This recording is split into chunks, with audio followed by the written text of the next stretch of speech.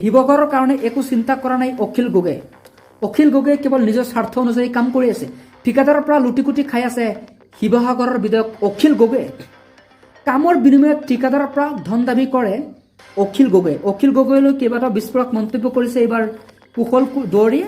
শিৱসাগৰত কেৱল পইচা খাবলৈহে আছে অখিল গগৈ। অখিল গগৈৰ নামত কেইবাটাও বিস্ফোৰক দাবী উত্থাপন কৰিছে। প্ৰতিজন ঠিকাদাৰৰ পৰা কৰ্তন কাটি আছে ধন।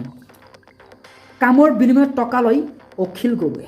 অখিল গগৈৰ বিৰুদ্ধে মহাবিস্ফোৰণ এইবাৰ ঘটাইছে বিজেপি প্ৰাৰ্থী কুশল দুৱাৰীয়ে। কুশল দুৱাৰীয়ে কৈছে কেইবাটাও বিস্ফোৰক মন্তব্য। হাই প্ৰফাইল নেতাৰ প্ৰচাৰ চলাব প্ৰদেশ কংগ্ৰেছে। অসমলৈ আহিব ৰাহুল গান্ধী, প্ৰিয়ংকা গান্ধী। অসমলৈ আহিব AICCৰ সভাপতি মল্লিকাৰ্জুন খাৰ্গে।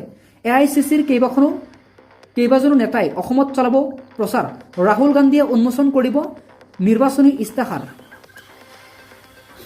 এই মুহূৰ্তত জনাইছোঁ কেইবাটাও বিস্ফোৰক ৰাতিপুৱাৰ খবৰ। অখিল গগৈ হৈছে নিজেই এগৰাকী হত্যাকাৰী। অখিল গগৈ এজন হত্যাকাৰী বুলি আখ্যা দিছে।